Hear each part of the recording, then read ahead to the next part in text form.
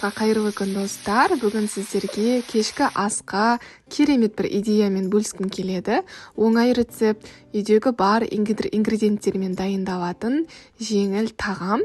Қажет құрамдардың барлығын төменге описанияға жазып қоямын. Ең алдымен тауықтың төс етін алып, видеодағыдай осылай көбіктерге турап шығамыз. Одан соң дәміне қарай тұз, бұрыш және де дәмдеуіштер саламыз. Одан соң жақсылап араластырамыз. Пияз бен сәбізді видеода көрсетілгендей жақсылап турап шығамыз. Пиязды мен кубиктап турадым, ал сәбізді үкіштен өткіздім. Кәдіні, яғни кабачокты соломка ретінде турап шығамыз.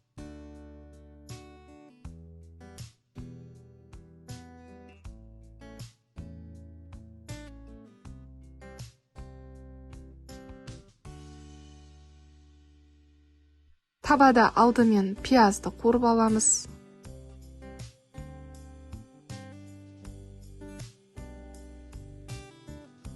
Пияз қызарған кезде оның үстіне сәбіз саламыз. Және де ол қызарып жақсылап қуырылған кезде соломка ретінде туралған кәдіні салып, тағы да жақсылап 5-10 минуттай қуырып аламыз. Дәміне қарай тұз, бұрыш себеміз.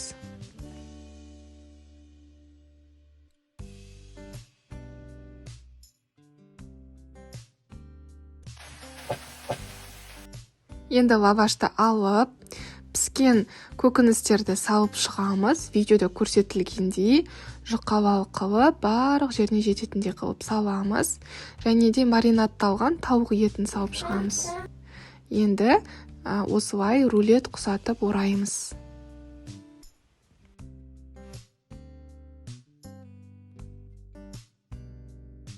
Рулетті бірнеше бөліктерге кесіп шығамыз.